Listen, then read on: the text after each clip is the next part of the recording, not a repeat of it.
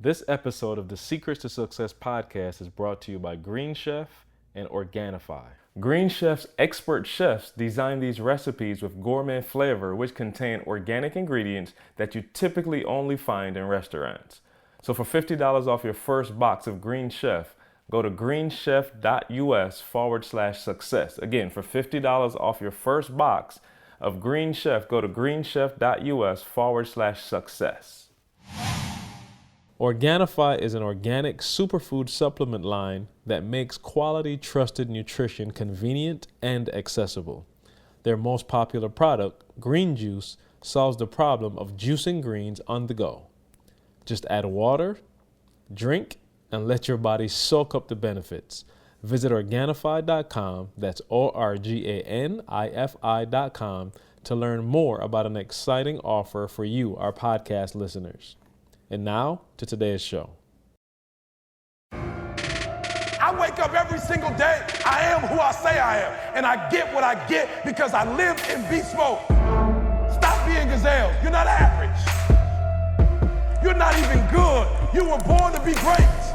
What's going on, world? Welcome to another edition of the Secret to Success podcast. I'm your host, CJ, joined as always by the Bayesian sensation, Mr. Carl Wesley Phillips. What is going on? What up, y'all? Dr. Douglas Thomas in the kitchen whipping work, getting them vegan eggs right for his wife. Get it right for my wife. What you whipping up over there? Oh, that's exactly it. Eggs, toast, and guacamole. I think you're trying to put on because of who our guest is no today. doubt. I can't call him doubt. a guest, a family member. We'll introduce him shortly, reintroduce him shortly, but yeah, man, talk to me. Let's get this thing started off right. What's going on? How was your weekends, weeks? It's the 4th of July. What's the word over there in Lansing? Hey, so I'll say it like this. As fate would have it, we had, starting Friday, a string of 90-degree days. And on Friday evening, my wife walks over and says, hey, the air feel like it's not real cold. I'm talking about our AC is out on Friday evening, and we had, I'm talking about Friday, Saturday, Sunday, Monday, Tuesday, Wednesday, all them days with 90 degrees plus. I think Saturday got up to almost 100, bro, no AC, so we camped out in the basement. Oh, yeah. Took y'all right back to Barbados, that's man. We camped out in the basement trying to survive this. My man said he coming tomorrow. You can't, in winter, I guess it's a slightly different urgency. Like winter, you call them, they'll be out there in a minute. But summertime, they're like, boy, please, we'll be out there Thursday, Friday, whatever. We'll get to you. So we out here sweating it out. Wow, he didn't offer to open his home? You know what I'm saying? Hey, he did. Wow. Hey, he did, see, but we can't sit on none of the furniture, so it didn't make sense. Oh, very true. Yeah, very true. Y'all didn't want to stand up sleeping Right. like vampires. Wow, yeah, unbelievable, bro. Y'all got it fixed now, though? Nah, it's tomorrow. My man's coming now, so we'll see what's happening. Oh, nah, bro. Did you change out the filters? Yeah, filters changed. I think we got the. Yeah, You know what I'm saying? I'm just trying to make sure. No doubt. Because I promise you, I had never been a homeowner before. I didn't know, and I got in the joint, and my joint started blowing like breath on my neck. I was like, "Oh, what is that?" And so I called my man. I spent $200. My man came out, was like, "Bro, just change your filters." I was like, "Oh, my bad. How you do that?" You know what I'm saying? I was like, "How you do that?" And so now I keep them filters on deck. If I remotely feel like the AC gonna trip, I got the filters ready to go. Yeah. E, what's up, man? Hey, I feel like Hillary Clinton this morning with the, I don't know if you remember, Carl, with the email scandal. You remember they said they messed her up? They messed her up with the wind, right? So yesterday, Mr. Queenie Pops hit me up, and we was gonna go walking today. And he had hit me up, like, let's meet up. I'm like, all right, bet, you know what I'm saying? I can't do lunch, let's get up in the morning and, go walking. We're gonna try to start walking together, right? So I'm like, he hit me, and when he got off the phone, I did this long text, bruh. You know what I'm saying? Because I was like, it was funny, the week before, he was on my heart. You know what I'm saying? I had that flamingo thing going. The spidey senses was going. I was like, yo, bro, I've been on the road a lot. and I know I'm in guerrilla mode, some stuff I need to take care of. I'm shutting down, group me, whatever. But what happens, Carl, you gotta be careful when you go in G mode, because some of my good relationships are being, they're being sacrificed in the name of G mode. You know what I'm saying? Casualty of war, baby. So I was like, last week, I was like, yo, Mr. Quinny, like, yo, I gotta hit him up. Like, we gotta start doing lunch or breakfast, something. I gotta do something, right? So he hit me up and I was like hurt. You know what I'm saying? I was hurt that he hit me first. Not hurt that he called, but I was hurt that he hit me first, right? So I went on this. Oh, don't that always happen, though? Yeah, I was hurt. I swear. Yeah. Every time I'm like, you know what? I ain't heard from such and such in a minute. I'm about to call them tomorrow. And they call your phone instantly. You like, man, because you can't even get the credit for it. You like, all you can say is, man, I was just about to hit you. And I did, Carl. I went on a long, flamingo rant. I went on a long text, boy, with him. You know what I'm saying? Like, bro, God had put me on your heart. I've been missing you. I want to spend some time with you. Boom, boom, boom. I sent him this long text. I promise you, I feel like Hillary Clinton. She got beat, bro, on the scam. He picks up the phone and called me like, yo, E, I think you texting the wrong person. I'm like, oh, see, they messed him up with the text thing he been talking about. So he thinking I'm texting the wrong person. I'm like, you killing me, see, you killing me. I told Mr. Quinn, I was like, I know exactly who I was texting. I was texting you. He's like, oh, okay, I didn't know. I was like, yeah, he been listening to the podcast. Yeah, he been listening to the podcast. Oh yeah, no doubt. I got you all messed up. Yeah, people thinking, you know what I'm saying, Carl? People thinking, they like, is it really me? But that's actually a good excuse though, because you can do no wrong now. You know what I'm saying? Doubt. I got you in a sweet situation where it don't matter if you text the right thing, wrong thing, everything with a grain of salt. I'm trying to get that same hookup myself. Yeah, you know what I'm saying? I told you, bro, you got to be careful with them text messages. If you got like 5 people you texting at one time, remember I told you I cussed at my grandmother on accident on the text. She, baby, I'm like, oh Lord, sorry, you gotta Grandma. be careful. So sorry, Grandma. At least they know. Real quick, man. Oh yeah, you say you don't want to talk about that, but I want to talk about it. How come E is just balling? I just want to know. Let me tell you something. Okay, I didn't say I didn't want to talk about it. I just said I didn't want to talk about it on this podcast because I'm going to need time to talk about it. I don't want to get into our guest time. Like, this is not something I can talk about without getting hyper. I might need to get rebaptized. So I just didn't want to. I didn't want to, you know what I'm saying? I didn't want to go Okay, there. I'll save it for next week. How about save that? it for next week, please. I promise I won't talk about it. I just need 30 minutes. Okay, yeah. No, me too. Me too. I want to talk about it because I'm still in shock. Right. So, Carl, we'll discuss it. It happened on the text thread yesterday between me and E, and they just kept coming. And I just seen more, and I see more, and I see more, and I was like, okay, we got to talk about a podcast. But you're right, man. We do have a family member. I can't call him a guest. I do have a family member of the podcast on the podcast, man. It's been long overdue. My man Shawn Stevenson is joining us today. Shawn, what's the deal, man? Hey, what's going on, man? How's everybody doing? Man, we great, man. Appreciate you being on as always, man. Since you were on the last time, we just got a stockpile list of questions for you. People been sending in questions for you since the jump. And then we'll also have some other conversation. But I wanted to bring you in because I know you're a sports fan as well. And I got to get y'all opinion real quick just on the I can't even fix my mouth to say it.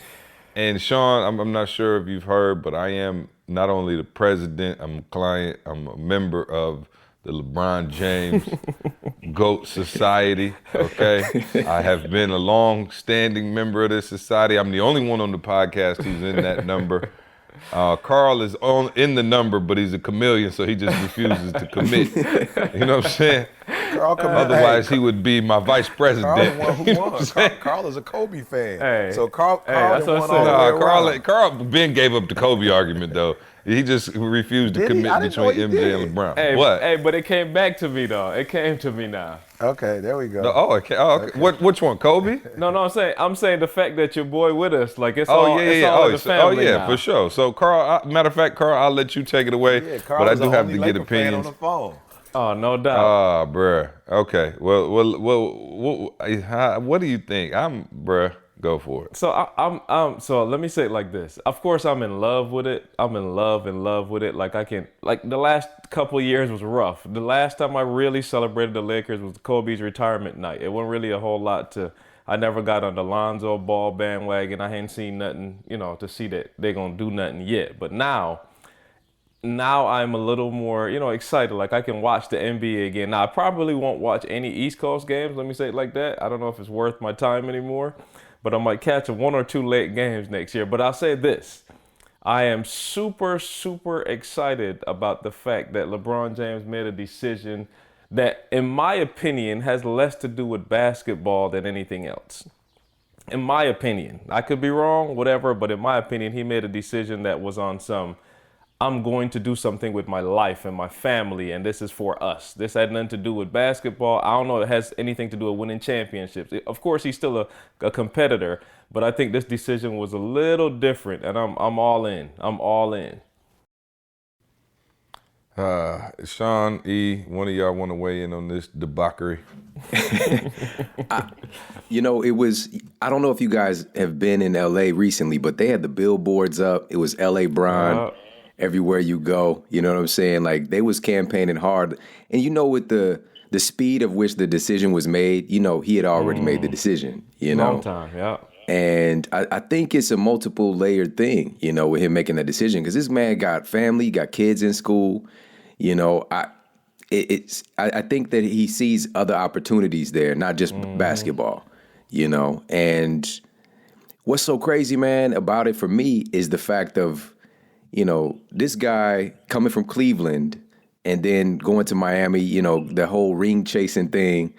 And now it's become a phenomenon. For me, this isn't even as much about LeBron. It's the response by the league, and specifically the response by the Golden State Warriors. Because they're like, oh, you're going to come out here and compete. Well, we're just going to sign DeMarcus Cousins. Yeah. And now basically the NBA is over. You might as well just chalk it up. They got 2-3 more championships coming. No, the Warriors got every single player I think is an Olympic player. Yeah, right. Yeah. I'm talking about Olympic, Carl. Olympic. Their whole starting five is like the Olympic roster, bro.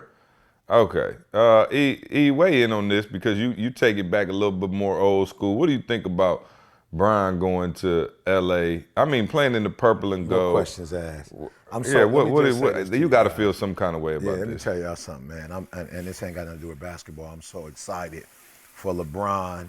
Y'all know I just left the Take Control conference, and this is the ultimate take control, And y'all know I've had an opportunity to work with Dan Gilbert, for a few years back in the day, and I'm just grateful that LeBron is operating at such a level of excellence, guys, that he got control of his destiny.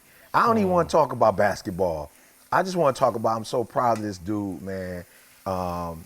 He's about to put his kids in a great position because they play basketball, so they're about to be in a great position, being able to play in LA, you being able to raise your family, on the West Coast. Everybody know, I wanted my daughter to go to San Diego State University. I mean, LA is just a whole different lifestyle. It's a whole different way of living. And so I'm just proud of my man. He's connecting with Magic, who's probably, other than Michael Jordan, one of the top, business athletes, of our era, and so to be able to get mentored from a business perspective from Magic, Magic has done phenomenal things, in terms of, business and taking his career to another level. So I'm just owning it or part owning the Lakers, having some shares in it. He's going to teach LeBron, who I'm sure wants his own NBA team someday. So I'm just happy, man. He's got his wife. He's going with his wife, his high school sweetheart. He's going with his kids. He's got multiple homes over there. I'm just, as a man, especially on this 4th of July, I'm just glad to see my man is operating at, it's beyond excellent. He's phenomenal. And so he's getting some phenomenal opportunities. He's an example to other young men that this is bigger than basketball. He's a triple-double, man. He's taking care of his family. He's taking care of himself.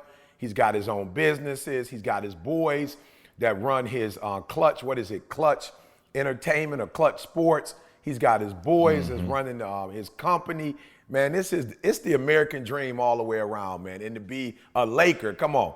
You know, I'm not a Laker fan. You know, I'm a Piston fan, true and true. I'm not, you know what I'm saying? I'm not going to sit here and bandwagon because, I'm, you know what I'm saying? I grew up, you know, Detroit, bad boys, but I got nothing but respect for LeBron and this move he made. And I'm going to be honest with you.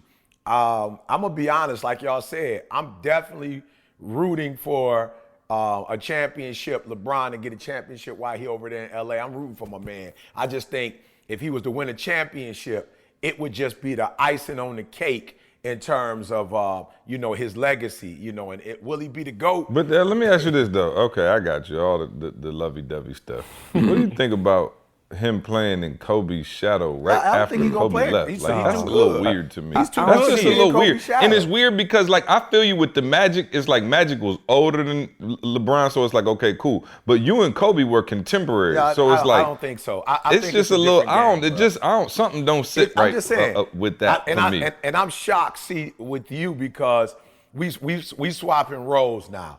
I have accepted the new NBA. I'm a hypocrite. Yeah, I fully I'm admit just saying, that. You know what I'm saying? I've been the argument towards what I feel like in the moment, bro. I'm just saying. I feel like Thanks for calling me out. I've embraced the new NBA. And you got to do it. Right. You can fight it or embrace it. And when, you know, they got cousins, ain't no telling who else they're going to get over at Golden State before this thing is all said and done. I saw a picture with the commissioner with a Golden State jersey on. The commissioner had a Golden no State. doubt. So there's no end to this. But I say Okay, to so LeBron, so about playing in Kobe's shadow, though, I don't know that he's specifically. playing in Kobe's shot. He LeBron James. Ugh. He LeBron James. Man, Kobe is a god in LA and just retired. and that the quickly, doggone LeBron is jersey one. ain't even LeBron is one that settled in the quick. rafters yet. He got 2 jerseys up Yep. there. Hey, and but you can I came say like this the to you, year C? after. When did they retire Kobe jersey? Last year? Maybe Yeah. last year, 2 years ago. Hey, here's the deal, though. Okay, and you come in. I'm talking about you coming in right off the heels of that. But so you don't hear nobody I in don't LA know. It saying just, that. I You don't don't know. hear nobody. Hey, Ice It would have Cube- been like Ice Cube Bird beat- coming and playing for the Lakers right after but you- Magic. yeah, but it would have been talking about, weird. bruh, that was the 80s, 90s. That's over with, bruh. They all Snoop Doggy Dogg. I'm 35. embracing I'm them. getting old. I Embracing remember those them. days. Everybody embracing them. And Hey, Kobe right, I was embracing gonna say, them. right, that's what I was gonna say. Kobe Kobe embracing reached them. out. I think So, that's yeah, the piece it for ain't- me yeah, that that made it argument- Well, I mean, what completely was he different. supposed to do? He sent out a tweet. Let's not get out of hand. He sent out a tweet. Welcome to LA. I don't know how He much did an embracing interview. that is. No, he did an interview and just literally flat out said it was a phone call. I watched it on ESPN and he literally said like, "Yo, LeBron, LA we played geek. against each other. We were that." But let me tell you something, man. And this the piece that made me feel good. It made me feel like us. Like, yo, he said to him, "You are a part of the Laker Nation now, bro." Bruh, they all love I me, don't know man. if you They understand all what you love mean. me. You are part of the Laker Nation. they Like all you love me. have. He said Yeah, exactly. Well, I just want to say for the record that I'm stepping down as the president of Nobody. LeBron GOAT Yeah, I ain't mad. fan club. The GOAT. Yeah, the GOAT. I And, was never and with I'm the removing. GOAT. Listen, But I'm removing myself and appointing myself vice president. Okay, so I'm no longer the president, but I will still serve in some capacity. Okay, I'm sure once the season and then start, y'all you'll holler at change me your mind. right You'll be the around president again. March, April, and I will be promoting myself back to president. you will be. Yeah. But I don't know. I did okay. So in all seriousness, I did feel weird about being in LA with the purple and gold. It just didn't. I just couldn't see that. You know, I was seeing someone on the East Coast. I think, but then I had to check myself. Like, okay, God, why do I really hate this? And y'all want to know the real answer of why I can't? The number one answer I hate it. What's that? Cause I'm never gonna see him play. Right. All the games start at 10 10:30. o'clock at night. Yeah. I didn't see one Warriors game until the playoffs, and I mean only when they played like Sunday and Saturday type game with the Warriors, because I'm not staying up that late. So good riddance. I'll never see LeBron play again until the finals, and I'll be struggling to stay up and watch that. Well, Christmas, I'm getting I'm sure you'll old, get Shawn, to see and it let's on bring Christmas. Shawn in on this. We can find out what's going on with my energy level at night. Bruh, me and my wife, we planned for weeks to watch Power. Bruh, I saw the opening scene and was out. I'm talking about out like a light. I still don't know what happened. My wife was so mad. She was like, babe, we talked about watching Power for a month straight. It finally came on. We were all ready. We had our popcorn. We snuggled up, and I was out of there. So I don't know what's going on with me, but I'm getting old. Just Shawn, need what's the going on, Organifi man? How you night. feeling? That's Organifi night. Oh, right. Oh, yeah, no doubt. A little small little shot at night, keep me up. Shawn, in all seriousness, man, with so many things we could talk to Shawn about. And first of all, man, incredible job again in St. Louis, your Yeah. hometown, Yeah. man. Thank you for having us, being a part of the Take Control tour there. I always get a ton of information from you. And it's like, no matter how many questions I ask or the people ask, there's always so many more questions that we could ask of you. But I wanted to kind of start off this podcast, and you can take it, Shawn, wherever you want. But I got a lot of, questions, and a lot of, my boys hitting me up who are, starting to lose that edge, right? They don't quite have that same edge that they once had, maybe in terms of, the competitiveness that, they're getting a little older, they're not playing ball anymore. They don't have that competitive juice flowing in terms of, I don't know, whatever it is, the competition level, all of those things. And they talk about their energy decreasing. I've noticed with you, and you're a young guy still, but man, you operate with such energy. And so I guess the first thing I want to start talking about today, and this isn't just for men or, women, whatever, it's for everybody. Talk about, as we get up into those later 20s, 30s, 40s, right? We have a demographic of you younger people who listening to the podcast. Don't worry about this. Just take notes. It's coming. But, with kids and the job and all of that stuff, how do we keep our energy level at a high level so that we're running, I guess at a higher level than we currently are? Like, give us some tips and some things we can do, especially as entrepreneurs who are listening to this thing, man. You got to be ready for that race as an entrepreneur, and that energy level is critical. Right. I think the first thing is to look at, as we're talking about, this is aging process. Like, this is something we're experiencing as we're getting older. So the first thing to look at is, what is aging? What does that even mean? And why is my body changing? Why are my hormones changing? And so, to give like a really rudimentary look at it, we do know today that there is a biological marker we can look at to know essentially how long we're going to live. And it's something, they're called telomeres. All right, telomeres. And so these telomeres they're kind of like little end caps at the end of your shoelaces, like those little plastic, I think they're called eaglets or something like that. But you guys know what I'm talking about. It's very difficult to tie your shoes if you don't have those little plastic caps, right? You got to I didn't know there was a name for those. Yeah. And so you got to like wet the shoestring, try to twist it through. It's a headache. But you have these little end caps at the end of all of our chromosomes, and the chromosomes contain our genetic information, all right? So it's basically telling your body what kind of copies of you to print out is contained in there, all right? And so these little end caps are like the best marker we have telling us how long we're going to live, or better yet, not just live, but live healthfully, right? Because we don't want to just live longer. We want to live better. And so as we age, a little bit of those telomeres, those little end caps, get clipped off when our cells divide a certain amount of times, until the point where we run out of those telomeres and our chromosomes unravel. And that's really what aging is. It's the process of these telomeres getting clipped off. Now, here's the cool thing about it. And depending on where you are on the spectrum, we know today that there are certain things that can accelerate the clipping off of those telomeres, basically aging you faster. And this is why some folks in their 30s still, at 30s, 40s, 50s, operating like people in their 20s. And we see people biologically, like you have a biological age, and then you have a fitness age, is what we're referring to it as. Some people have biomarkers in their 50s as people in their 20s. And so there are things also that you can do to slow down that process of these telomeres getting clipped off. And most recently, and I even spoke to this woman, so she won a Nobel Prize for the discovery of something called telomerase. And it's an enzyme that can actually add length back onto your telomeres. So basically, in essence, reversing the aging process. And so as I'm speaking about this from experience, like firsthand experience with, and I shared this at the conference, when I was 20, my physician told me I had the spine of an 80-year-old man. All right. So I had accelerated my aging process so much so that my spine looked like that of somebody who's decades older. And I literally just went to a chiropractor yesterday and looked at my spine. And my spine is beautiful. You know, the disc in between my vertebrae that were degenerated and herniated, flat almost, are supple, juicy, doing the things they're supposed to be doing. How Don't on sound like earth? you describing the back there, Shawn.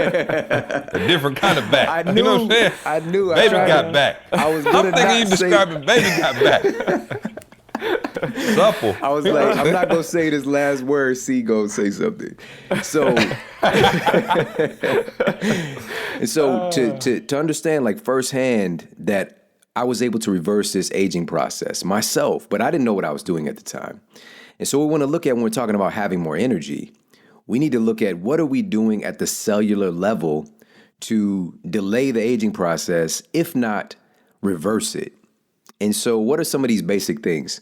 You know, at the conference, man, I shared something so profoundly simple, and I got full participation by the audience. There was not a hand that was not raised who said that they could not do this thing. And this was research from Chicago's Rush University. And they found that just eating 2 servings of leafy green vegetables each day, folks were able to experience fewer memory problems, cognitive decline. Bottom line, your brain can effectively be 11 years younger by just eating 2 servings of green leafy vegetables each day. All right, so and they're looking at folks in their 60s, 70s, and they see consistently their brains are 11 years younger just by eating 2 servings. You know, so the question is, we hear this, but are we doing it? You know, everybody says, you know, it's important to eat your veggies, but why? And so what we're doing at the conference is just stacking layers on top of like to make it something that sticks in your consciousness, but also very actionable. You know, so that's number one. We have to look at our nutrition. And with energy specifically, one other thing I want to share. So we talked about what the aging process is, but how does the human body experience energy? And this is a really interesting thing. So, and Carl knows a lot about this stuff as well. So your cells, we have upwards of 100 trillion cells that make up this. It's a community of you, right? So there's a community of cells that create E. There's a community of cells that come together and have an agreement to create C, right? And so these 100 trillion cells, that's one thing. But here's the crazy thing about it is that you have 10 times potentially more bacteria than you have human cells.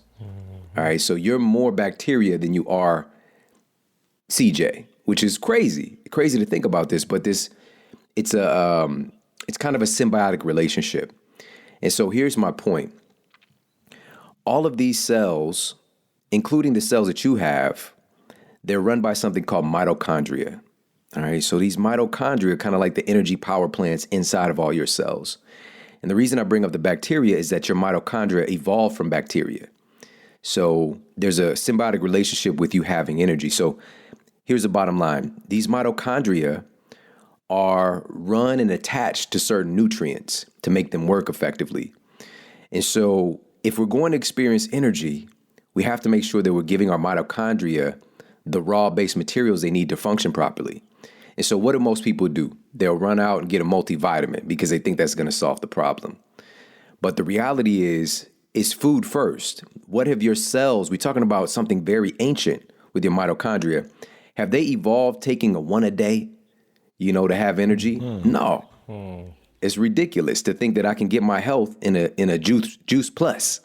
You know, we're trying to patch up little holes in our metabolism or in our process, but we really need an overarching strategy. So what are the foods that have those key nutrients? That's what we really need to look at. And so those are just a couple of things, and diving in and talking a little bit about the nutrition component, what we bring it into our body. But man, there's so many other pieces we could talk about. Yeah, no, and the reason, I guess that was one of the things I had is because I had a friend who was talking about, he's about 40, I guess now, and he was looking into the testosterone replacement. I don't know if you've seen they're like anti-aging clinics and things of that nature where you actually go in and kind of, you probably know better than what I'm trying to say, Shawn, but he was looking into it because he said he's 40, he's got a couple kids, getting a little belly fat, just doesn't have the energy that he wanted, was playing softball, in the, company softball league, doesn't have the energy to do that now. And he was like, man, I really feel like, even my sex drive is down and all of these things. And he's like, man, I'm about to go and do this testosterone replacement, or I don't know exactly what it was, but walk us through that. What do you know about Absolutely. that? Is that safe? Is it healthy? What is it? So, man, there's so many different angles that we could talk about, because we think that energy is something that we get, and energy is not something that you get, it's something you create. Right? Yeah. And so here's the thing. So we're talking about testosterone specifically. This is known as one of our sex hormones, and we have several. So men and women both have testosterone and estrogen and various forms of estrogen, estradiol, estrone, on and on and on. But here's the key. So let's look at the root again. So testosterone being a sex hormone, what is it built on? What's needed to create it? And this is going to be important. Like, this is one of the big takeaways for everybody listening today. Your sex hormones, testosterone specifically, we're talking about, is made from cholesterol. All right. So please hear this. It's made from cholesterol. You need cholesterol to make your testosterone. All right. So for years, we were told dietary cholesterol is going to kill you. All right. Be careful. Don't eat that egg. The egg's going to take you out. And it's just not true. There's literally zero studies showing that dietary cholesterol is directly linked to heart disease or even elevated cholesterol, period. It doesn't work like that in the body. Your body does make about a teaspoon of cholesterol a day on its own, all right, if you're not deficient in other nutrients needed to make it. But that might not be enough for people, especially as we age and those systems start to slow down a little bit. And so making sure that you have a viable source of dietary cholesterol could be helpful for some people. I've seen people's testosterone numbers go up, if they're being very cautious about eating, animal foods and things like that. And then they add in a couple of eggs and they see their testosterone start to go back up. And so that's number one. Testosterone is made from cholesterol. So keep that in mind. Now, here's what happens as we age, or potentially with the lifestyle that we're having.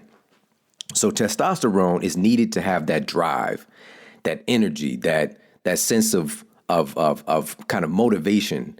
This is why women need it as well. And we see this, clinically, I would see when women have low testosterone, they kind of had that same thing of just a lack of drive, lack of sex drive as well.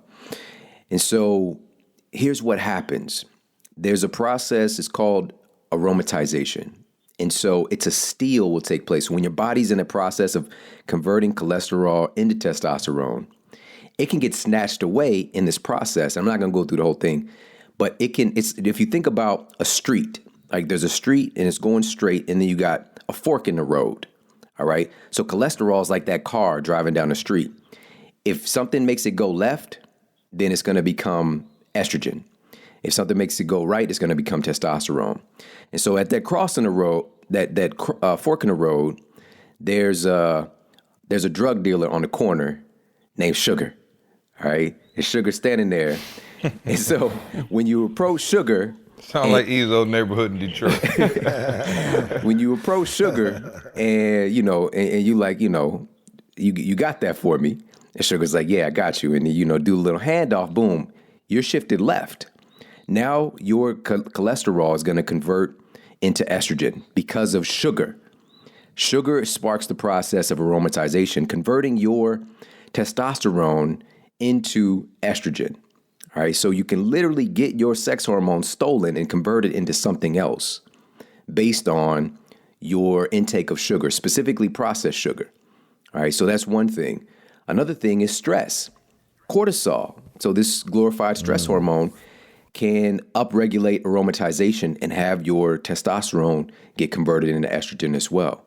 And what are the two big things that most of us are dealing with today is excess stress and not having an outlet for that. And then also a hyper intake of processed sugar because it's just a part of our culture today. So this is why we start to see so many issues related to folks not having the energy they want. And also, by the way, that uptick in estrogen can lead to something called estrogen dominance. So this is like if this happens for a female, this could lead to uterine cancer. This could lead to breast cancer. This could lead to fibroid tumors.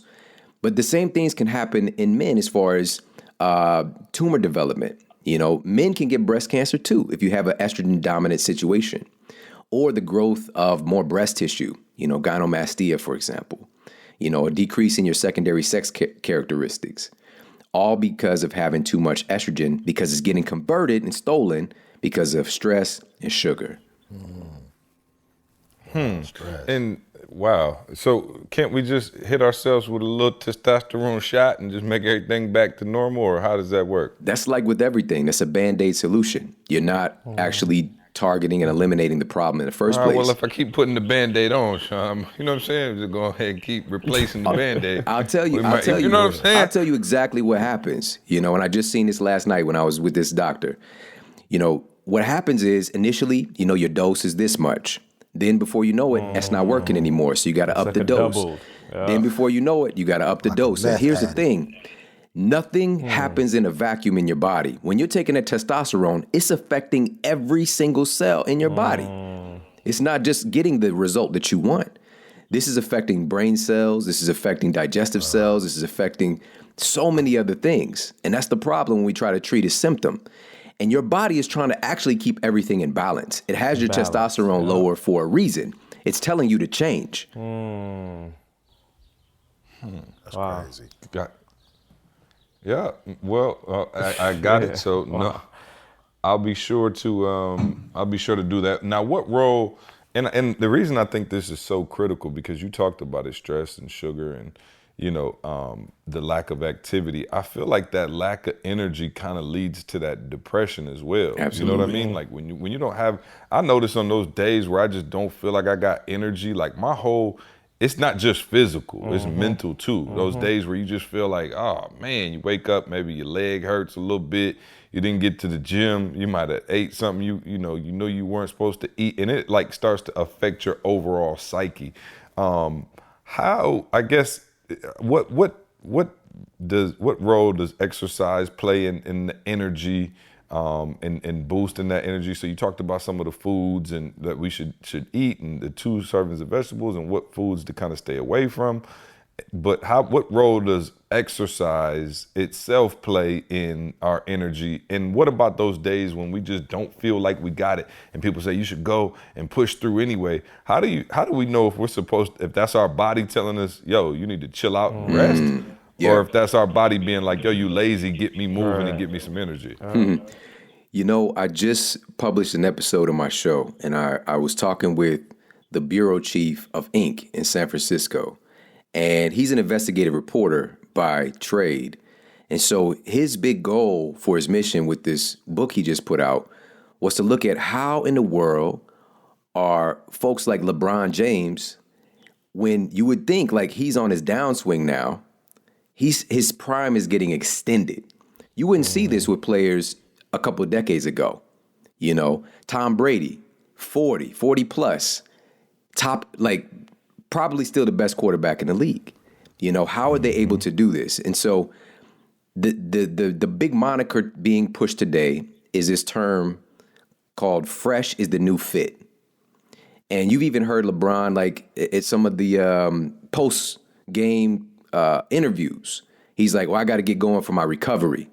He just finished the game, recovery process starts now, right? So there is a level of intelligence to making sure we're getting in that recovery. We want to go hard when we go, but then make sure that we give our body, especially as you get older, adequate time to recover. That's what these guys are doing.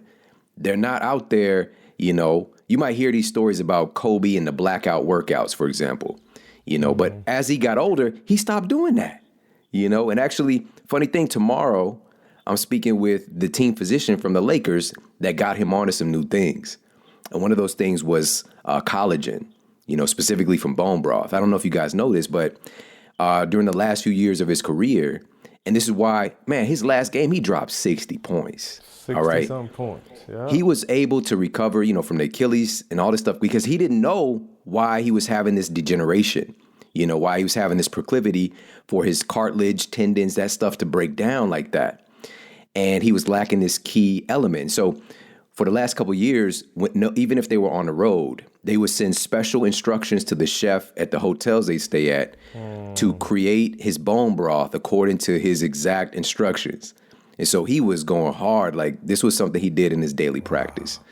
Because of all this rich kind of collagen materials that he was getting and all these micronutrients he was getting from this bone broth. And crazy thing is, it might sound a little weird, but now we have a tremendous amount of studies coming in about the benefits of of collagen and how it has this ability. You can use radio labeling, and they can see on scans when people consume collagen that it goes to your joints, tendons, ligaments, like in your knees, in your shoulder. Like, it actually is attracted to places that need to be recovered.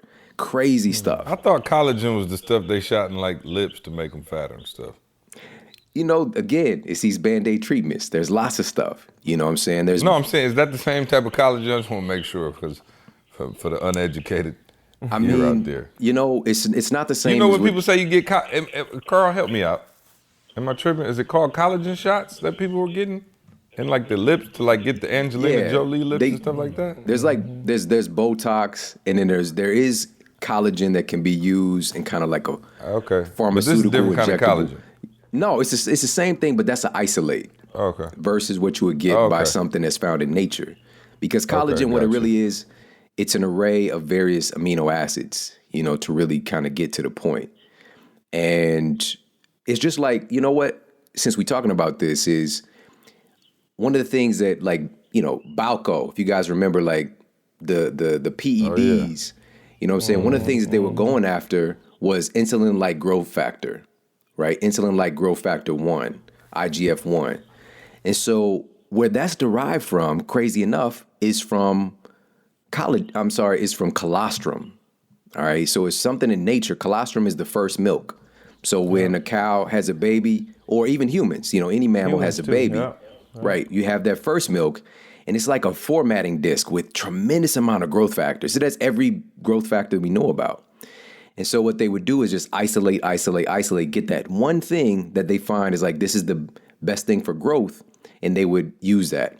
But not understanding long term, we have some research indicating that growth it might not just lead to growth in your performance and muscle, this could lead to the growth in cancer cells, right? So you have to be mindful of trying to use things in isolation, like testosterone we talked about earlier. But let me be clear, though, for everybody, that's not to say it doesn't have its place. You know, some testosterone therapy, IGF-1, whatever it is we're talking about, it can have a place, but we don't want to just jump right to that. We want to try to give our body the opportunity to do the things that it can do naturally first, if that makes sense. Yeah, no question. So that's a last resort, not a first resort. Sorry, go for it. No. Shawn, but 'cause I'm not in sports, you know what I'm saying? But I'm talking about, you know, so many people who are like, you know, entrepreneurs, like, I get the Kobe analogy, you know what I'm saying? But I'm not in sports. You do a great job and Sleep Smarter, and, you know, with these 21 principles, you know, of like really talking about the science of sleep.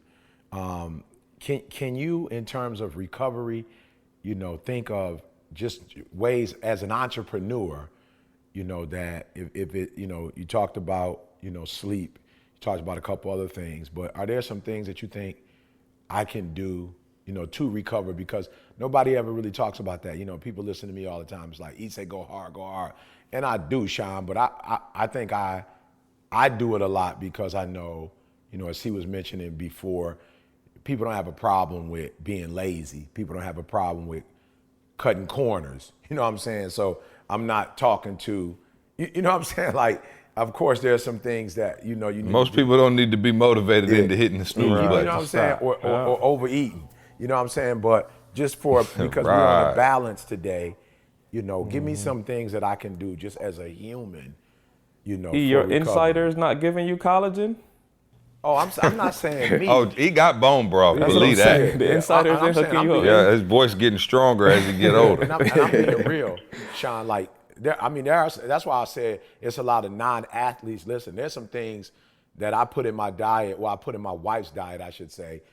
You know, me and you had a conversation, Shawn, and I explained to you, you know, what I'm doing. And you like, I feel you, E, but this is what the challenge is, and this is what you need to, you know what I'm saying? But everybody don't have your personal number like I do and can ask, you know, questions because I am ignorant, you know what I'm saying? And so there are some entrepreneurs who are ignorant. They are pushing the throttle on both sides because it's like, yo, ET, you know what I'm saying? But you don't live with ET. So you don't see the things that I do, you know. And I think, Shawn, for me, the 2 o'clock and 3 o'clock in the morning, that is recovery. You know, that's spending quality time by myself, you know, an hour and a half, 2 hours.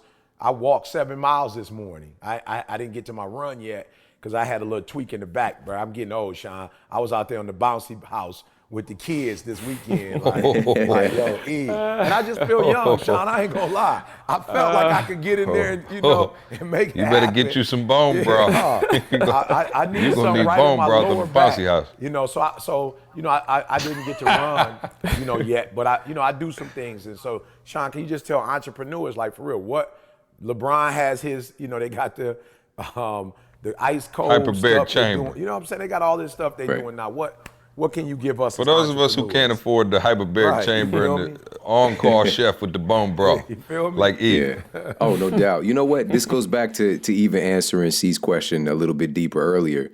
Something that influences your sleep, you know, your recovery, and also something that is active as far as, you know, C asked about, you know what? Is it something where if we're feeling a little bit low with our energy, should we just push through, you know, hit the gym? I think you guys have experienced this before where you might be like feeling tired, feeling a little bit lazy, then you work out and you feel good, right? Yeah. Kind of like, man, like, you know, it kind of turns things on.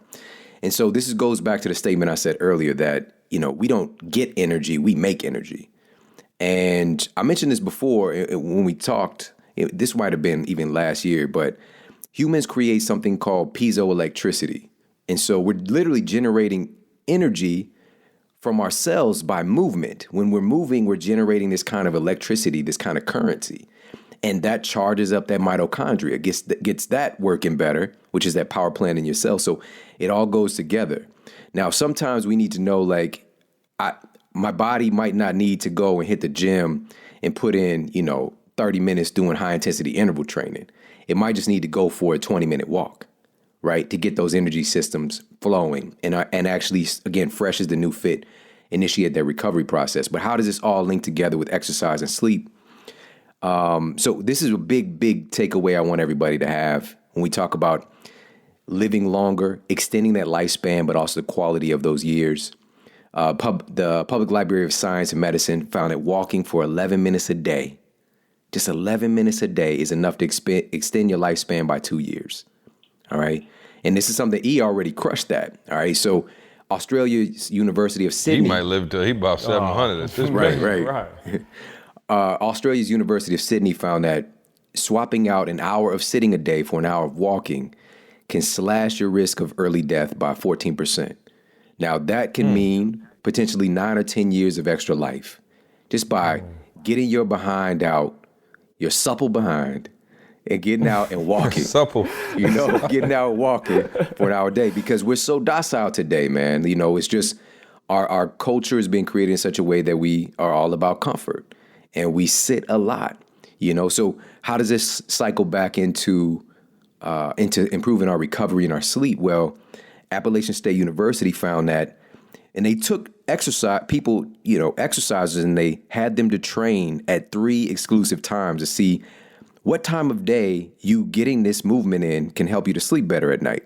So again, a reason why it's not the fact that he is sleeping at this time. It's his sleep is better than yours, you know, because he's doing this particular thing. And so what they found was that when they had exercisers train at 7 a.m. in the morning at one phase of the study, 1 p.m. in the afternoon at another phase of the study, and 7 p.m. at night. And they found that when people were training early in the morning, they spent more time in the deepest, most anabolic stage of sleep. So they're getting more recovery from the time they are sleeping. Their sleep cycles are more efficient. And they also have a correlation of a drop in their blood pressure at night, which helps to facilitate this deactivation. So E is being able to, by him getting up and doing this, what he did today, At night, his stress hormones go down, which enable him to sleep better when he goes to sleep. All right, so the call to action for everybody with this is get in some morning movement. Even just 5 minutes is going to help to reset. It's called what I call a cortisol reset. So it helps to get your cortisol elevated in the morning because you're getting up and getting active. And it helps to reset that rhythm so that it goes down in the evening. Because all of us have hormonal rhythms, right? We don't really realize this because we live in houses, we drive cars, we got, fancy clothes, but we're a part of nature. And nature doesn't care about any of that stuff.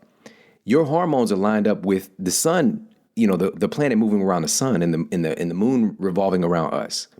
And so there are certain times a day you produce more testosterone. There are certain times a day you produce more cortisol. There are certain times a day you produce more estrogen, And so getting this exercise in the morning helps to reset one of those rhythms so it improves every part of your life. All right, so 5 minutes to start the day. Even today, this is an early call for me. Kind of my morning routine's a little different today. I got my rebounder, this little mini trampoline, and I just jumped on that bad boy for 5 minutes. And NASA, this is literally rocket scientists have, from their research, said that rebounding is the best form of exercise that they found. So jumping on this little mini trampoline, not the blow up bouncy house. Right, I thought you were talking about Dennis Rodman. Dennis Rodman, right. So go out there and grab some boards. But this is this mini trampoline. It's called a rebounder. And so, and there, there's various ones that you can get online. The prices range. But I just keep that around. Even in my office, when I have my clinical practice, I have my rebounder available. So what it does is it really moves that lymphatic system. And your lymphatic system is kind of like extracellular waste management system in your body. And it doesn't move unless you move. It doesn't have a pump. And you have 4 times more lymph fluid in your body than you have blood. And so if that stuff is not moving and getting stagnant, you're just creating the atmosphere for disease to manifest. And so when you hear the word lymphatic, you might think of lymph nodes and people having cancer related to the lymph nodes.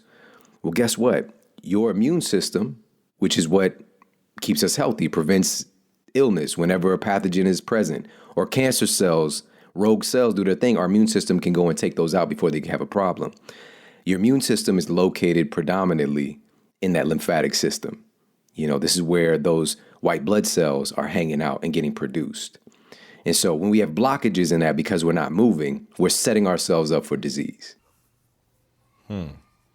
Now, let's help E out. In addition to his hyperbaric chamber bone broth, he also has a butter cake addiction. Shawn, I want you to help E today break this butter cake addiction. It's from Grand Lux. I don't know if you're familiar, but it's about 700,000 calories.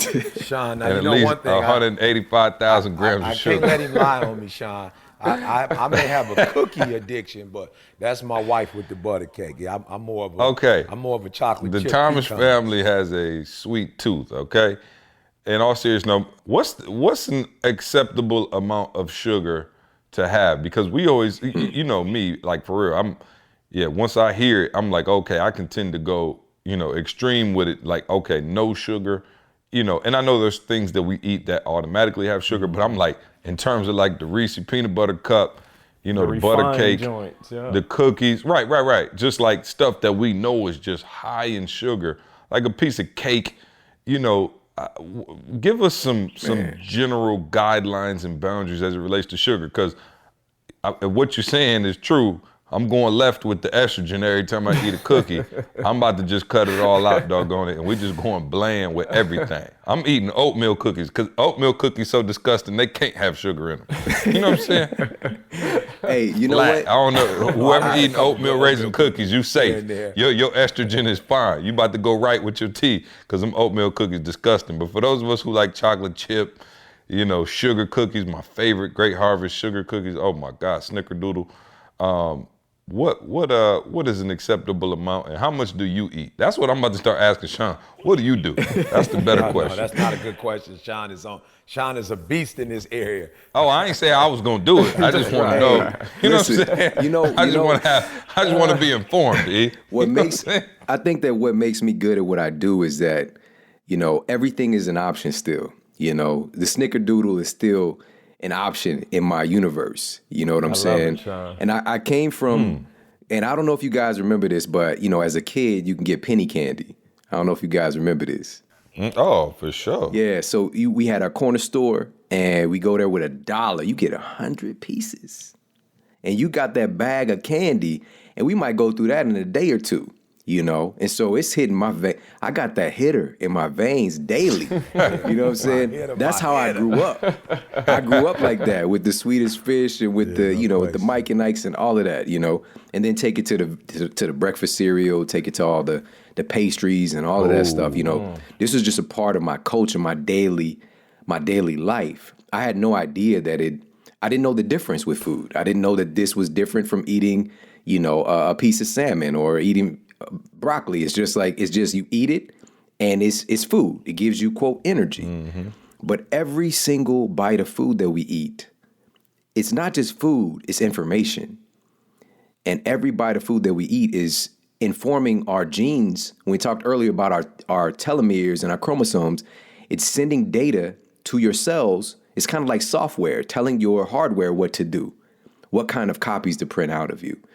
So once I started to realize that, I'm kind of like an artist in a way, and I'm creating my own masterpiece myself, and I get to pick what I'm making myself out of.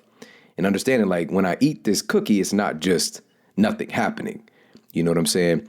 But here's the thing. We're talking about, I don't like that everything in moderation. I don't want to hear that again, because in moderation, Twinkie's going to kill you. You know what I'm saying? It's not about moderation. If you're moderately smoking, you're still smoking. And so for me, it's really like, what does the majority of your life look like? What does your routine look like? And so for me, the vast majority of what I do, I'm giving my body the very best sustainable materials possible. But everything is still an option. So I'm going to, every now and then, it's going to be some pancakes in the mix. It's going to be some cookies in the mix. You know Real pancakes, Shawn, or the ones you make out of whole wheat and dirt? You know what I'm saying? I don't want to hear. Are we talking about Mrs. Butterworth? Or are we talking about something foolishness you done got from the whole food store? You just said something really important, man. You just a label, a brand. You just said Mrs. Butterworth. So it's thinking in the context of is there any other kind of syrup? See, she had the supple. She had the supple. The shape, right? And so here's the thing. It's like let me look at this at a more intelligent kind of meta perspective. We got Miss Butterworth, because this is syrup, it's supposed to be. And then we've got actual 100% maple syrup. Maple syrup. I was gonna ask Shawn. You took it from me. Go for it. Yeah. Miss Butterworth. Yeah, you just broke that down slow, and I'm sitting here like, what? Why is Mrs. Butterworth syrup? Right, Shouldn't she be butter. Wow, that's how you know it's fire, bro. That yellow. She talks to you. You know what I'm saying? Y'all remember that commercial? Yeah. Hey, so we're looking at that, and we're seeing Miss Butterworth. She's got that extra thickness to the syrup. Syrup. Thick. It's the high fructose. Supple. It's that high fructose corn syrup. It's not even sugar. It's something that's even more industrialized, processed, very, very dangerous. Like, so let's not do that. Let's use this syrup over here. There's actually syrup. We can and Shawn, let me say this. I was gonna say real quick, Shawn. I got my cousin. She lives down in Charlotte. See, so down there's nothing but bush. And she has a neighbor that literally does the maple syrup, tap the tree, do the whole nine. Yeah. Shawn, when I tasted that thing, I'll never do Miss Butter. I won't do nothing else again. Shawn, pure maple syrup. Watch that thing's your mouth, so fire. See, I'll bring you some of this. See, I'm telling you, I will never touch anything else, bro. This thing's so fire. Anyway, go for it, Shawn. It was phenomenal. No doubt. And that's the thing is like we are missing out on so many different food experiences because of our limited access, in our culture. It's just like, these are the things, when you go to the grocery store, it looks like it's all this different stuff, but it's made from really like the same 10 things. It's like wheat, sugar, soy, corn. Everything is just varieties of this same stuff made in different ways. So it looks different. Chicken, 500 different ways. But there's so many other different things that countries all over the world, if we were still connected to our roots that they're eating, that lead to this kind of proclivity of health. You know, we see certain populations and cultures, like my wife being from Kenya, her grandmother, like she lived fully functional, you know what I'm saying? Just like she was by herself, she didn't have electricity, none of that to the day that she passed away. And she had full function. She was farming to her last days, you know, up into her 90s or whatever it was, you know, and all her teeth. All right. So it's just like, but we lose track of that because of kind of our disconnection and also access. Instead of eating food based on our needs, based on season availability, we choose our food based on price most of the time. And that's what we're doing. We're doing this for ourselves and our family. Our environment has been set up in such a way where we're making our decisions based on money and not on our needs. Oh, bro, let me tell you something. You can get, Shawn, a 60-gallon thing of Hawaiian punch. And it's like $1. I sent E and Carl a picture. It was like, it was about 5 gallons of Hawaiian punch. It was $1.47. It was one Fiji bottle right next to it for $2.29. Right. And it was like a 20-ounce Fiji. I'm like, wait, how they both gotta have water. How come if you add something to this, it actually costs more? Like that, or it actually costs less. It doesn't make sense. But I'm with you, and it's so critical that we be informed, because I'm gonna be real. Growing up, like Frosted Flakes, Lucky Charms. Now I don't let my kids do any of that. They doing Cheerios and stuff like that. But like, you grow up eating all those super sugary cereals. You grow up, you just get a Faygo Pop. You grow up, you just doing High C. I don't even think we really knew anything was wrong with that coming up. Like nobody told us like, yo, that's super high. Like I get mad at my parents now for giving my kids juice. Like we don't do like just apple juice every day, like stuff like that. Like no, they can drink water. They like water. And so, yeah, no, what you're saying is so critical, man, because I think a lot of it really just is education. And I think people now are being more informed. But before the internet, it was like, I thought High C was water. You know what I'm saying? I'm like, okay, we good. It's orange drink. I never thought what was in the orange drink. I just knew if you drank enough of it, it burned the back of your palate and had you feeling good. So, and had you with a sugar high. So I didn't know. Real quick, let's pay some bills real quick. Here though, real quick. Because Shawn, you talked about something, and you know, I'm not even in the same planet that you're in, but I do want to make it, you know, for people, you know what I'm saying, who struggle like myself. You said something, I just want to unpack it real quick. Yeah. I think, you know, okay, I'm just going to give you an example for myself, for those of you who are listening, but I think you need to have, you know, food boundaries, you know. So for instance, you know, I was thinking about what C was saying in terms of sweets, and I know, guys, there are those of you out there like, it's not fair, E, you travel more than we do, but just kind of listen. But there's a diet I have in Lansing, you feel me? And that is, if I don't cook, it's Chipotle. You know what I'm saying? Like I don't go anywhere. Like I have the best diet that I'm gonna have when I'm at home. You feel me? So guys, kind of like listen to me and come up with your boundaries. But it's water when I'm at home.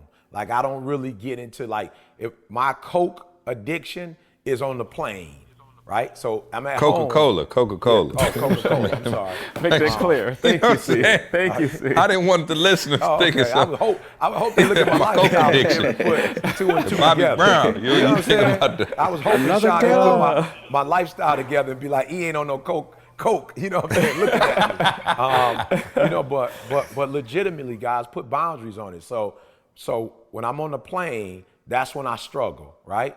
And I try to make sure that when I'm on the plane, like you know how when you first come on, they're like, can I get you anything? I'm like, always say no.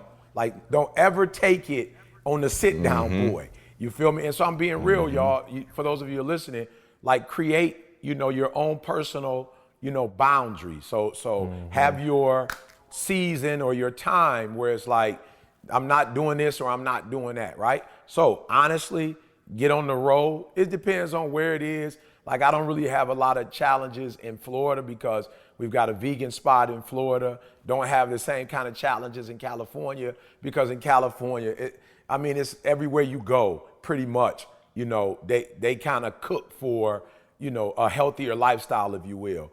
But like C said, let's say I go to Yeah, because you got to have your shirt off at the beach at both of them well, spots. In Michigan, baby, you wear a hoodie 24/7. I just tell them I'm Detroit. We're going to hit you with the Rileys and the McDonald's. I just tell them I'm from Detroit, so I don't do the shirtless thing right now. You know what I'm saying? Like, we don't really get into it like that. Hey, E, somebody was getting on you. Look, remember we posted the video of you speaking to NC State. They said, I noticed he had a very fitting shirt on. It said 1-pack. Because that's what you had. Oh, yeah, no They question. say you ain't had no 6-pack. You had the 1-pack. Boy. Yeah. I didn't even pay attention to that. I guess North Carolina is the pack. So, yeah, I didn't even see that. I have to go back and check that out. But as C said.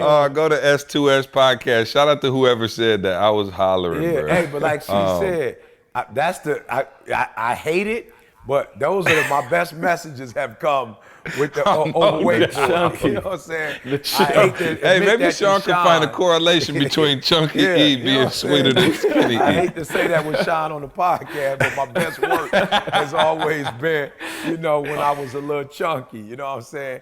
So, and man, I then, think, hey. Shawn, I also wanted to talk about people, right? Because it's funny, and I hope my wife is not too close and she's not listening. But I think one of the things that we also have to deal with, man, just to be honest, when we deal with our diets, is also people. Because when you're around certain people, that can have an impact on you as well. You know what I'm saying? Hey, you mean how C trying to get me to eat pork every time we hook up? No question. I'm just being real. You have people that you hang with. If some people, Shawn, if they eating 2-3 times a day, they gonna want you to eat 2-3 times a day. If they eating sweets, like I'm not a butter. Like I said, we went to I don't know where we were recently, but my son and I, Chicago. And so one time we went to not cheesecake, Grand Lux. My son and my wife had the butter cake. And so the next time I went, my wife was like, he ain't here. I want to get, and I'm not going to eat it if you don't eat some. And I'm like, let's not do that. I'm the chocolate chip dude. So let's get the chocolate chip cookie boy. I forgot y'all do the box of chocolate chip cookies. That's me all on day. that joint. Yeah, I don't really like the butter cake like that. But I'm saying, Shawn, there's certain things, honestly, and for those of you who are listening, like, for real, this is a big component when he talked about, like you talked about like the makeup. But some of us eat different when we're with different people. And you got to be cautious of that too. Some of you eat way healthier, but when you get around certain people and you want to, and the fellowship is great. I'm just being real, Shawn. I love being around my chunky friends. We get big. I'm talking about, bro. I'm talking about. When I'm around Shawn, I'm eating nothing but salad and spinach. When I'm around my chunky friends, I'm talking about we going in. We doing appetizers. Calamari, extra shrimp on the side, like, bro, we going in. Shout out to all my big bone friends. Put that in your next book, bro. That while we don't think about it, when we're with certain people, environment, environment play a big role. Man, you know what's so crazy? In a lot of families, for real, in a lot of families, everything you celebrate with food, right? Like that is the reward is food. So if something good happened, somebody graduated, food. Somebody getting married, food. Like we've been taught in our culture that food is a reward. Shout out to my man Bobby Patton, who actually is in our Game Changers program, who talks about overeating, and he talks about not celebrating victories with food, but celebrating with something else. Buy yourself a watch. You know what I'm saying? Go get some new clothes. You know what I mean? Like, he was like, bro, I learned I had an addiction when I was celebrating my weight loss with food. You know what I'm saying? Like, it didn't make sense. So, real quick, Carl, let's pay some bills, man, and we'll come back. We got some questions for Shawn. So, let's go with our new sponsor, and then we'll have Shawn do our veteran savvy partner, Organifi. Yes, sir. So, hey, this segment was brought to you by Green Chef, and you guys know we've been rocking with HelloFresh for a while. HelloFresh actually partnered with Green Chef. So with Green Chef, everything is convenient. The recipes are simple and quick to do. They come with step-by-step instructions, chef tips, and even photos to make sure you're doing it correctly.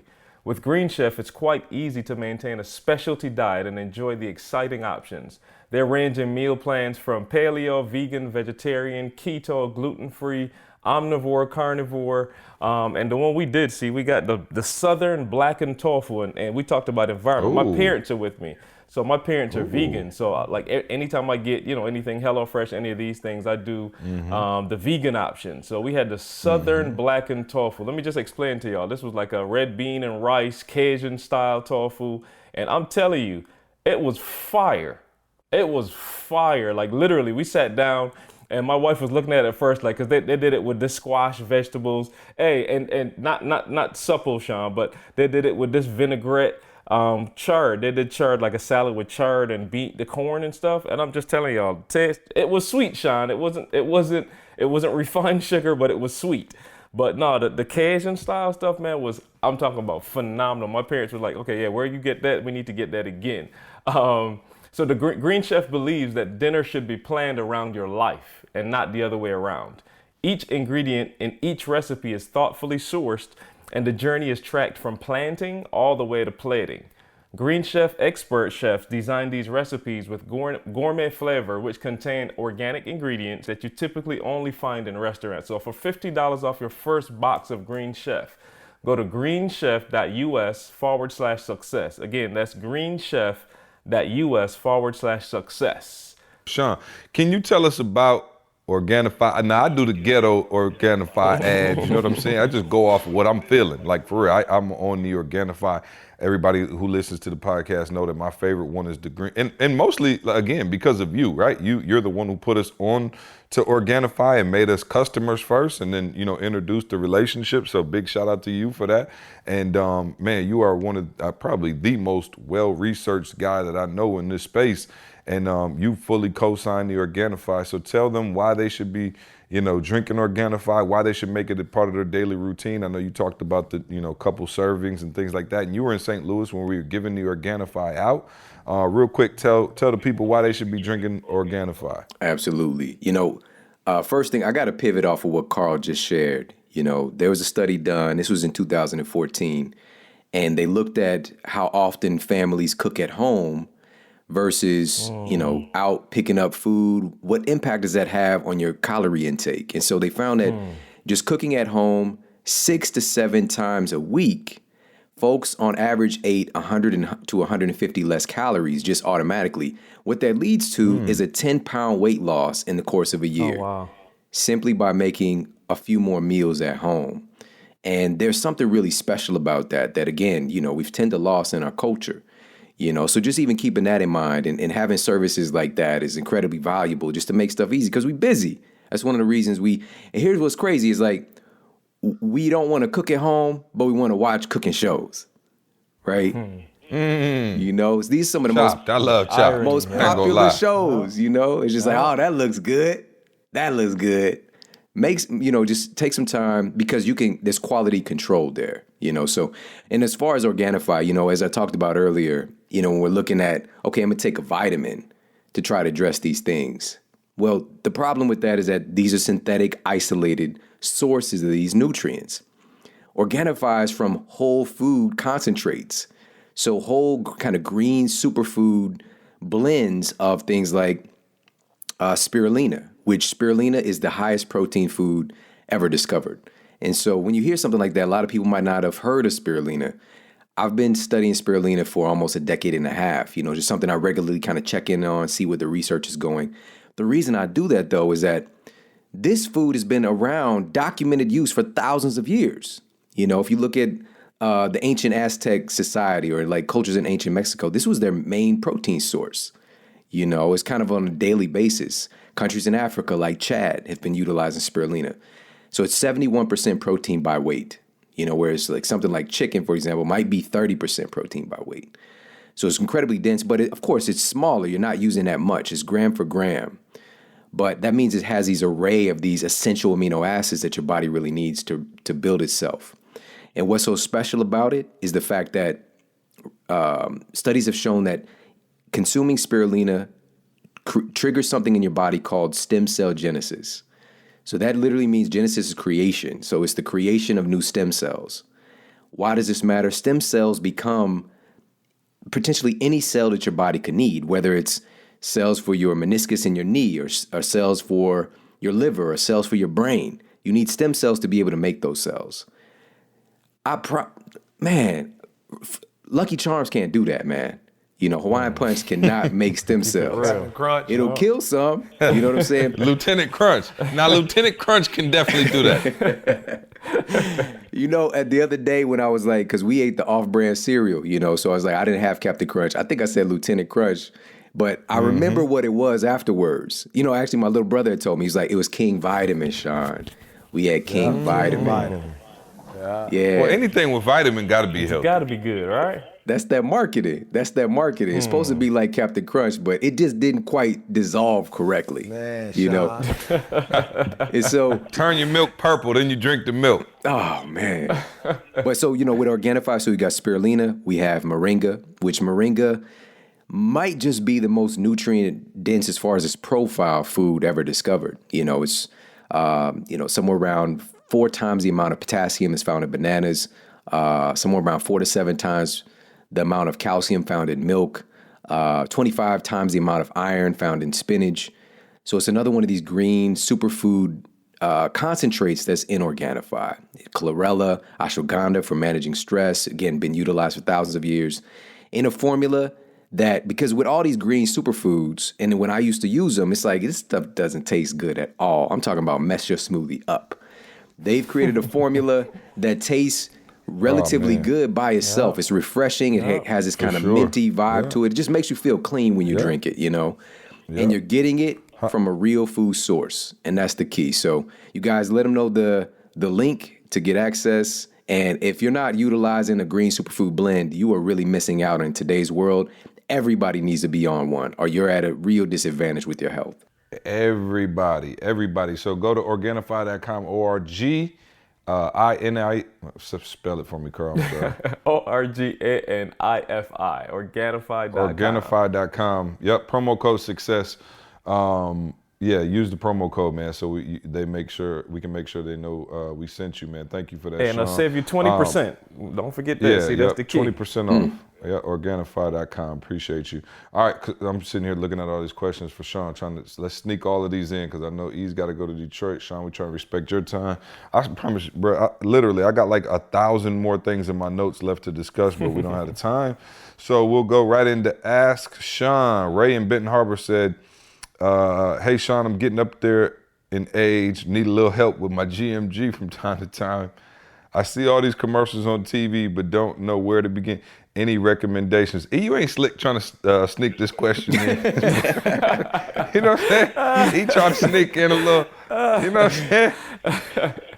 What did he say his name was? So this guy's saying basically he could use, he's not sure if he should use the stuff from TV. Okay. Well, yeah, you know what's so funny is that, of course, Keep it PG, Shawn. It's PG, No PG doubt. podcast. No doubt. So what's so funny is that we've kind of been touching on this subject as a pun and not intended right there. We've been going around this subject today as it is, you know, and talking about our sex hormones. And so when you see these commercials, you know what's so funny is that we're watching these commercials as we're being docile and not active in our lives a lot of times, you know, and these marketers are very, very good at what they do, and they know which shows to attach it to, you know, to make sure that you are aware, hey, if you're having this problem, we got a drug for that. You don't have to change your life. You don't have to change your lifestyle so that you're actually healthier and making these things happen. We got a drug for that.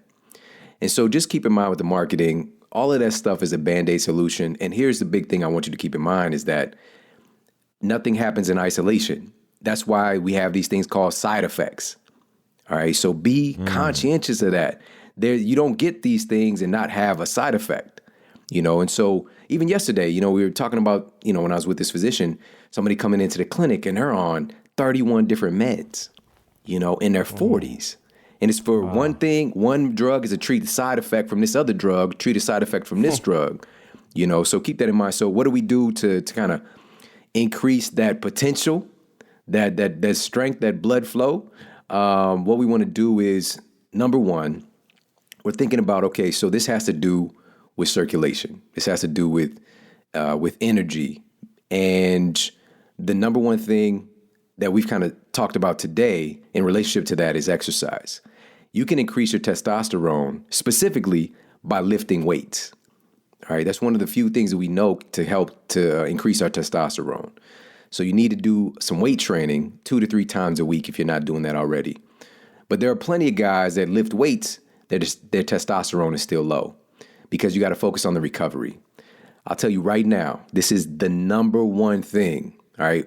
The activity, like as far as you being awake, exercise helps. So lifting weights and walking for that circulation.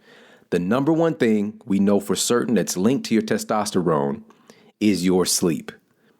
Your sleep number, so literally when you go to bed, when you go to sleep, your testosterone starts to go up, right? And this is where we have the phenomenon. We don't even need to go get a testosterone panel done. It's called the morning TP, all right? The morning wood, like that's an indication so that testosterone is going up as the night goes on. As soon as you wake up, your testosterone starts the process of going down. This is the one hormone that's directly correlated, goes up and down with the amount of sleep that you get. If you're sleep deprived and or your sleep quality is terrible because you're not doing a thing like exercising in the morning like we talked about, because you're not getting what I call good sleep nutrients in, so there's certain nutrients that help to ensure that your body, your brain can do processes to help you to sleep.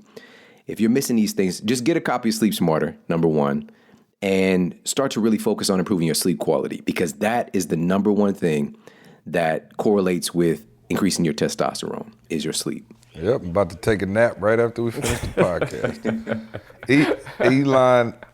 Elon in Tampa said, are cheat days effective in resetting your metabolism? And is it a cheat day or a cheat meal? Yeah, we talked about this before that I don't even like the word cheat. I don't like that because it's one of the things that we attach cheat to that's supposed to be okay.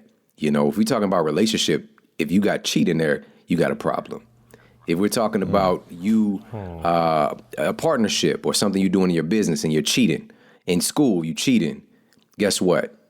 Something bad is potentially going to happen. So we need to reframe even the idea of cheating. Graduation. You know what I'm saying? You graduated, but you still, you still dumb. You know what I'm saying? You want to be there and actually. Hey, baby, all a part of the game. So listen. So here's the thing. When it comes to this idea, it's just a reframing, in my opinion. So what I've seen to be effective is that if your relationship, for example, is fulfilling and is giving you everything you need, you don't have a desire to cheat. There's not even an idea that you need to cheat.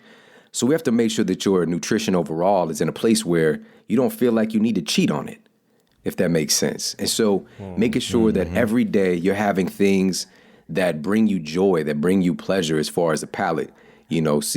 Was joking a little earlier with the salad, as far as being around me. That's not my life, man. I'm eating amazing food every meal. Like, I'm not going to be involved if I'm not enjoying myself. Like, I don't want to suffer through getting well. I think that those two things don't coexist properly long term. Suffering does not lead to health, in my opinion. And so what does this look like? Now, when I said earlier about pancakes, for example, maybe you can have a treat meal, where you kind of go even though you might be doing, the sweet potato and the baked chicken thighs and the greens. Maybe you're doing that, and it's an amazing meal that tastes great. You kind of doing things like that along those lines. But then maybe Wait, that was the treat? No. I'm saying your regular meal. That's the regular. Oh, thank But God. then, Saturday rolls around. Baked chicken is the treat. I'm in trouble. Saturday rolls around. You hit the gym. Then you guys are going to go out for breakfast. Then you grab you some pancakes. You treat yourself to that, But the majority of your diet is something that, you're not just sitting up there trying to eat iceberg lettuce, calling yourself healthy and just juicing. You know what I'm saying? We want to make sure that our meals overall bring joy, but then you treat yourself when the time calls for that to take place. Linda in Rhode Island said, how much coffee is too much coffee? That's a great question. I'll tell you what. There was a study that I cited in Sleep Smarter that what they had individuals do was to consume caffeine literally right before bed, 3 hours before bed, and 6 hours before bed. And they found that even having caffeine 6 hours before going to sleep was enough for them to objectively, so this is like using sleep monitors, it literally took away an hour of their sleep. So the person was unconscious, but they only slept, like as far as like deep sleep and transitionary stages, for 7 hours versus they were unconscious for 8, if that makes sense. So they pulled away and lost an entire hour of their sleep because of caffeine being active in their system. And the reason is that caffeine has a half-life of about 8 hours. So that means after 8 hours, half of what you consumed is still active in your body. All right, so how much coffee is too much? I think first of all, it's about timing. And so making sure, I recommend generally people get their caffeine in, coffee, ideally for most people before noon. So this is like a morning thing to get you going, give your system a little jolt. But understand it's a jolt. It's a nervous system stimulant, and it's not sustainable. And so how much coffee is too much? I'd say teetering on the line of maybe 2 to 4 cups, depending on the person, depending on how well you metabolize coffee. I think that would be on the extreme. The outer perimeter of what's okay is 2 to 4 cups. And then you probably be doing black coffee too. The whole 18 creams and 42 sugars is not recommended, right? Right. That's not coffee. That's dessert. Ice cream. Right. That's Dessert. Yeah. iced coffee cream. Rachel in Massachusetts said, how can I safely gain weight? I'm 20 pounds under my ideal weight. Cry us a river, Rachel. Would you? Nobody want to hear that. You know what I'm saying? And want to put on the weight responsibly. Any tips for how to put this weight on? Krispy Kreme, all right? And spend the day with E, eating butter cake. Yeah, that's it. Just hang out with E at the Grand Lux. You'll be 40 pounds overweight and be chunky like the rest of us trying to get back the other way. So Shawn, she wants to gain 20 pounds responsibly. Okay, I'll just give you 2 tips real quick. So the first thing is, a lot of times with folks, and this being a woman, we got to look at your health overall, your digestion, your liver function. So chances are you've probably tried to gain weight and it might not necessarily be happening. And so you got to look at your organ function. Is your digestion healthy or your organs working properly? And so that's number 1. Number 2, we have to stimulate appetite. All right. So what does that mean? Carbohydrates are the number 1 macronutrient that drive you to want to eat more macronutrients. A big challenge with gaining weight is not wanting to eat and not feeling hungry. And so we want to stimulate, it's a hormone called ghrelin, and it's a hunger hormone. And ghrelin responds to carbohydrate intake. Now, be clear, I'm not saying you need to eat a high carbohydrate diet because that can be dangerous. But you do need to up the ratio of your carbohydrates. So more sweet potatoes, rice, fruit, that kind of thing to make you to want to eat more. And including when I was going to ask you that too, Shawn, because I swear, like when I'm like real strict on my stuff, I'm like not even that hungry. But as soon as I like start eating, then I'm like starving. I'm like, yo, what's wrong with you? Like, shoot, that just answered it. A gorilla. Gorilla. So Mine is a gorilla. Mine is a gorilla. You know what I'm saying? You say gorilla. Mine is a gorilla. I'm sorry, I didn't mean to cut you off, but that just answered my question for real. And that's, did anybody else know what I'm talking about? You start eating, then you're like, whoa, I wasn't even hungry, but now that I start eating, I'm hungry again. Like 2 hours later, you're like, I'm starving. Yeah, I know exactly what you're saying. So Shawn, let me ask you this, because you just recommended rice, that kind of stuff to gain weight. But what about those cultures, a lot of Asian cultures that eat, excessive amounts of rice, but they seem to be a lot smaller in frame? You know what? Specifically with us, we have, Barbados, we have Africa represented, just here in my household, Asian cultures, India. So they're eating rice, they're eating white rice, but it's a staple. But you got to look at all the other things that they're doing along with that. They're eating vegetables, come with every meal. We're looking every at, meal. Even if you think about some Asian cultures like Okinawa, they got sea vegetables. They're doing fish. They're getting their protein. They're getting their carbohydrates from vegetables as well. Vegetables are another form of carbohydrates. And guess what? That form of carbohydrates activates leptin, which is more of a satiety hormone. When they're eating those proteins and those healthy fats, it's turning on leptin, which is a satiety hormone. So even though they're getting in a ratio of carbohydrates that trigger you to be hungry, their overall meals are so balanced that they feel balanced in their own bodies. So that's the key. Gotcha. So, but if they increase their ratio of rice and less of the other stuff, they're going to have a tendency to want to eat more and a tendency to gain weight. All right, let's do one more. Darren in Houston says, Shawn, man, I just want to thank you for all the info. Been listening to your podcast since the first time the fellas had you on. I'm actually down 90 pounds since then. Shout out to Darren. Yeah. I was at 360 then. I'm at 270 now. My question is twofold. One, I feel like I've hit a brick wall. I'm still dieting and exercise the same as I was before, but I'm not getting the same results. Any suggestions? Two, I also have some extra skin as a result of losing so much weight. What are your thoughts on lipo and or plastic surgery? Wow. Man, first of all, Twofold question. Yeah, I mean, first of all, Yeah, the first one is he's hitting the brick wall. right. So, and just want to acknowledge you, man, because what you've accomplished, this is like less than 1% of the population has been able to do something like what you've done. So, just a big shout out and acknowledgement for that. And as far as hitting that wall, these type of questions is very difficult without knowing the person, because like you said, the diet and the exercise, but what does your sleep look like? What does your stress management look like? Because you can overeat your way fat, you can under exercise your way fat, you can undersleep your way fat, and you can overstress your way fat, and so a great example. Ooh, that's a lot of ways to get fat. A good example is this guy, Mike Dolce. It's a friend of mine. He's been the MMA trainer of the year 3 times in a row. So he's got like all the celebrity UFC fighters are his clients. And he needed to get in shape to do UFC Fit, this kind of exercise series. And, his diet was on point. Like that's what he's known for, the exercise, obviously. But he just couldn't get that extra body fat off. And it wasn't until he increased his sleep.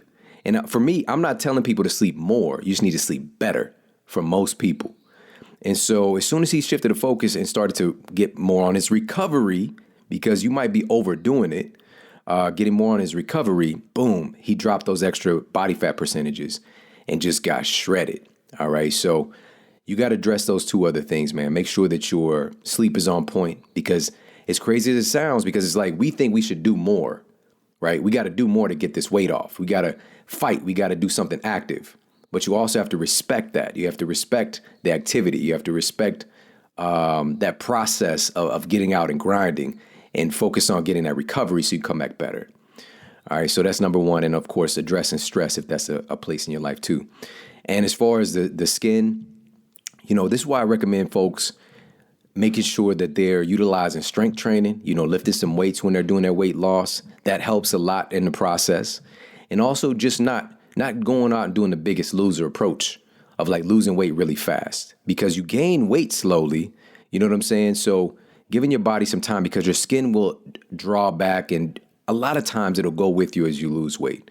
But if you lose weight really quickly, this can happen. But that's okay, because, we do have options today of, folks having procedures done to do something about the skin. I'm not against that. I would, of course, want to see people do this naturally if at all possible. Some things that people can add into their protocol would be what we talked about earlier, getting some collagen protein, bone broth, things like that provide the nutrients that the skin needs to be more intelligent. And I just want to put that out there, that everything is on the table. If you're at a place where physiologically, you've lost weight, you're feeling good about yourself, but this is a psychological barrier for you, then definitely, you could talk to somebody about a potential procedure, if that's what feels good in your life.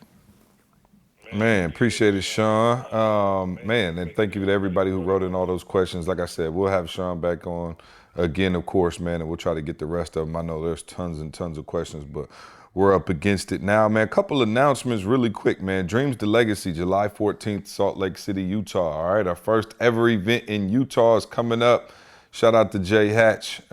He's leading that charge out there in his hometown, man. So we're excited about coming to Salt Lake City July 14th, all right? So then also Take Control back on the agenda to August 26th, Pop's birthday. Tickets go on sale. Tickets are on sale already, all right? So Take Control San Francisco, make sure you're on that. The Saving 7,000 event we talked about last week, E is heading that up, man. We're super excited about that. That's September 1st in Atlanta. So make sure you join us for that. And also Ignite the Dream Philly, September 9th. Tickets on sale now. That's Inky Johnson, Eric Thomas, man, for an incredible once-in-a-lifetime event. Make sure you're out there September 9th. Also, Phenomenal Life Jamaica, February 25th to March 3rd. Shout out to Shawn and his crew is going to be out there. Shawn's going to be doing some workshops out there for us, leading us in some stretching, some exercise, and some information, man. Just super pumped about that. That's February 25th to March 3rd, man. Put your deposit down. Don't wait. Put your deposit down now so you don't run out of spots like last time on the cruise. People were hitting us up right at the end, like, man, can I get on? And it was already sold out. So make sure you jump on there, man. Put down your deposit so you can reserve your spot there. Carl, what you got for him? Hey, I'm gonna tell y'all this real quick. How would y'all feel to be on our Sunday calls? We just opened up our Sunday calls, man. You guys can get on, but here's the catch. You gotta download the app. It's an exclusive offer to all our app supporters that's been rocking with the app from day one. Of course, Android, iPhone available on both platforms, but check that out. We got an exclusive offer in there. Y'all can jump on our Sunday calls, man. E be going in on these Sunday calls. You get your 8 o'clock church on Sunday morning. So check that out in the app. And come on, y'all. We waiting for y'all. And the app is they just search Eric Thomas. Just search Eric Thomas. Yep. Yeah. Shout out to everybody who asked us. Do you guys have an app? We do have an app, man. It's all kind of motivational stuff on there. The Alarm podcast, clocks, wake up tones. Yep. Yep, the podcast is in there. All you need is right there. So just go to your app store, search Eric Thomas, download it, man. And of course, as always, join us in BU. Shawn's got his courses in BU, man. We got all kind of stuff going on in BU. So shout out to all our current BU students, man. Love you guys. Thank you as always for being a part of the family. Real quick, Shawn, I'm gonna have you do our nugget of the day today, but let them know where to reach you. Let them know how to, find the podcast, find the book, Sleep Smarter. Give them all the information. Awesome, man. Yes. So you guys can check me out where you're listening to this podcast. You can find my podcast, The Model Health Show. And, first of all, listen, guys, I'm super excited about all the events coming up. I'm going to pop in and be there in Utah. And, of course, the cruise. Last year was incredible. This time we're going to be in Jamaica. And I'm telling you, it's one of the best events that I've ever been a part of. Yeah. So if you haven't been to an event with this team, I'm telling you, man, there's nobody in the world that does it better. So make sure to come out, hang out with us. So it's the Model Health Show. You can find me there, and we do master classes on my show. So if we're talking about fat loss, we'll do a master class on it. So you get the real knowledge on how to do that. Natural treatments for depression, for diabetes. All you have to do is click play. If you have somebody struggling in your family with diabetes, or you'll get the definitive guide on what this illness actually is and how to reverse engineer it and get you healthy. We had an 80% reversal rate for type 2 diabetes in my clinic, and I share everything that I know. I don't withhold anything. And so definitely head over to check us out. Online, you can find all my social media at themodelhealthshow.com. So you can follow me on Instagram or wherever it is you like to do your social media. And also Sleep Smarter, my book is there as well. So, or you can go to any of your local bookstore, Barnes & Noble, Amazon, and you can cop a copy of Sleep Smarter as well. And so you want me to hit the nugget of the day? Yeah, good stuff. Yeah, man. Yeah, please hit us with the nugget of the day. And, man, thank you for coming on again, bro. It's always great to have you on. We're entrepreneurs, man. We're fathers. We got a lot going on, man. And you always come on and drop some stuff on. I know me personally and Carl and E, we take this very seriously, our health. We talk about our health. Even when you're not on the show, we try to talk about it as much as we can. And so thank you for always being willing to share those nuggets and that wisdom. It's incredible. And we promise to apply it. So, yeah, get us out of here on that nugget of the day, Shawn. No doubt, man. Thank you, guys. And so for today, this nugget of the day is about family. And as he talked about, it's the environment that you're in. We're going to have a tendency to change what we're doing based on the people that we're around. And I've changed what I'm doing based on being around these incredible people here on this call with me today. And so I want you to think about that in context of your health and your fitness. Is who are you around, and being more mindful to get yourself around people that are moving in the same direction that you want to go. It's essential. It is very, very difficult to make healthy choices when you're surrounded by sickness. It's very, very difficult to make healthy moves in your life as far as your food choices, as far as you get into the gym, if you don't have somebody there to support you in that mission. So your family is not the only family that you have. And so meaning your blood family is not the only family that you have to adhere to. Humans are not just products of our environment, we're creators of our environment. So you can proactively choose your family, and so this is my family here, and you guys are part of this family as well.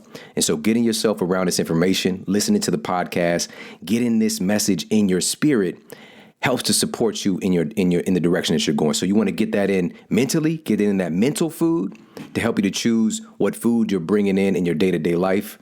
And also physically get yourself around people that are on the same path as you. Get out to these live events in your day-to-day life, hook up with friends who are about that fitness life, because it's just going to make everything that much more doable for you as you move forward. So there you go.